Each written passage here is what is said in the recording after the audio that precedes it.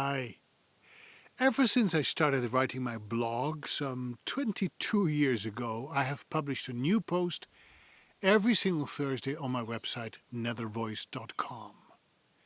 I just finished writing this week's story and it's called 10 Reasons Not to Attend a Voiceover Conference. It's going to be released on the day the One Voice conference in Dallas begins, and no, that is not a coincidence. One of the reasons why these gatherings are challenging for me has to do with my misophonia. Misophonia means I am oversensitive to certain sounds that can trigger the fight or flight response. Sounds like people chewing or crunching. But if you have misophonia, anything can be a trigger sound, really. Well, what's so bad about people chewing, you may ask? We all do it, don't we? Shaylin Hayes is a young writer who has misophonia, and she describes it this way.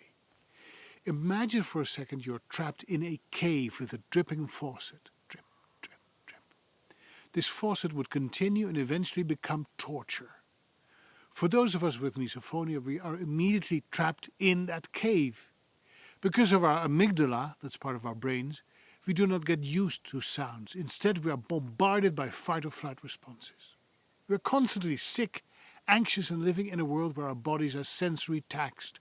Much deeper than simple anger, we're often isolated from our lives. There's no cure for misophonia, and increased exposure can make the disorder worse. Because of this and the cycle of pain and anxiety, we are more likely to avoid unnecessary social events.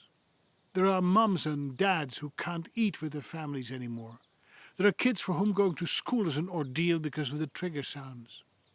And because there's no cure, the only thing you can do is avoid noises that set you off. I remember as a kid I could not stand the sound the hands of my alarm clock made right next to my ear. It still terrifies me. My muscles tense up tightly and they become nauseated, dizzy and angry. Some people even get horrible migraines. I call misophonia an auditory allergy. Just like some people can't stand it when the light is too bright or a smell is too overpowering, certain sounds are interpreted as a threat. But the threat comes from normal things that are part of daily life. For those who suffer from misophonia, it's more than sound rage. It means loneliness and the loss of social relationships. It's a daily battle against our own brains. Can you now understand why going to a voiceover conference may not be such a good idea? All the stimuli, all the triggers coming from kind, nice colleagues who have no idea why the innocent act of them chewing gum drives me nuts and makes me want to run.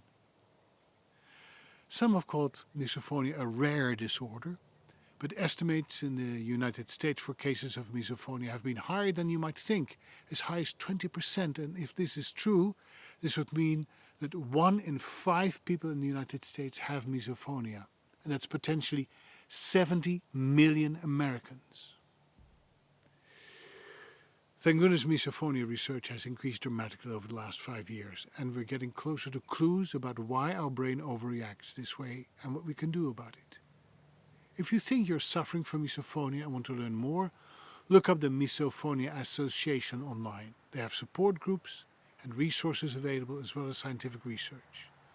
You are not alone.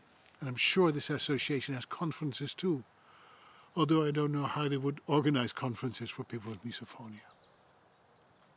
If you happen to be at the One Voice conference in Dallas, I hope you have a great time. And if you're not, I hope we'll see each other again soon online.